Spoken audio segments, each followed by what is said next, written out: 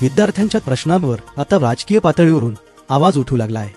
वाशिममध्ये आझाद समाज पार्टीकडून विविध मागण्यांसाठी निवेदन देण्यात आले आहे। वाशिम जिल्ह्यात आझाद समाज पार्टी कांशीराम खडक यांच्या वतीने जिल्हाधिकारी मार्फत राष्ट्रपतींना निवेदन पाठविण्यात आले। या निवेदनात देशभरातील विद्यार्थ्यांच्या समस्या, परीक्षा व्यवस्थेतील त्रुटी आणि भरती प्रक्रियेतील पारदर्शकतेचा अभाव याकडे लक्ष वेधण्यात आले आहे। पक्षाच्या म्हणण्यानुसार अलीकडील पेपर लीक प्रकरणांमुळे विद्यार्थ्यांमध्ये असंतोष वाढला असून आंदोलनादरम्यान झालेल्या पोलीस कारवाईवरही प्रश्नचिन्ह उपस्थित करण्यात आले आहे। प्रमुख मागण्या केंद्रीय शिक्षण मंत्र्यांचा राजीनामा, मृत विद्यार्थ्यांच्या कुटुंबियांना आर्थिक मदत, पेपर लीक प्रकरणांची सखोल चौकशी, आंदोलनातील विद्यार्थ्यांवर कारवाई न करण्याची मागणी, तसेच नेट जेसह सर्व स्पर्धा परीक्षांमध्ये पारदर्शकता आणावी, भरती प्रक्रिया वेळेत पूर्ण करावी आणि वार्षिक भरती कॅलेंडर जाहीर करावे अशा मागण्याही करण्यात आल्या आहेत। या मागण्यांवर प्रशासन काय निर्णय घेणार याकडे आता सर्वांचे लक्ष लागले आहे।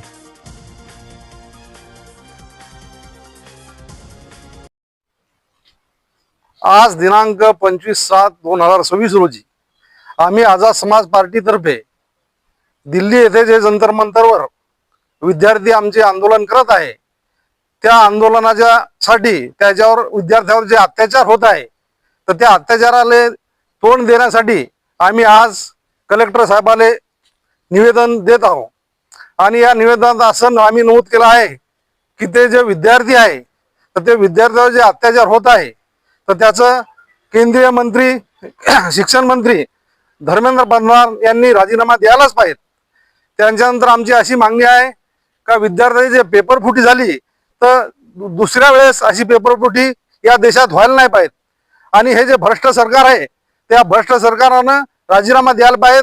केंद्रीय शिक्षण मंत्री यांना राजीनामा द्यायला पाहिजे।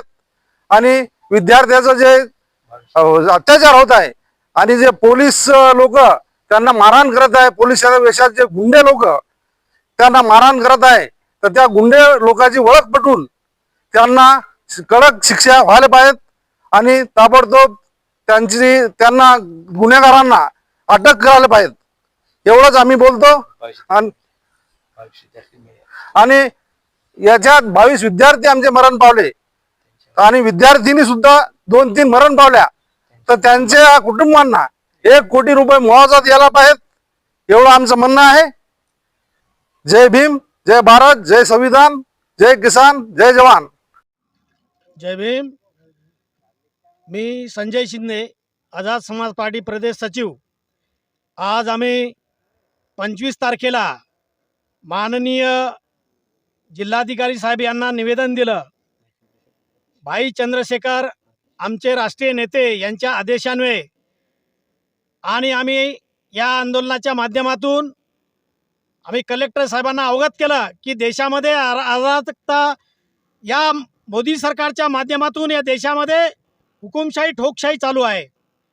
या देशाचं भविष्य घडवणारे जे विद्यार्थी आहेत, त्या विद्यार्थ्यांचं भविष्य यांनी अंधारामध्ये टाकलेलं आहे।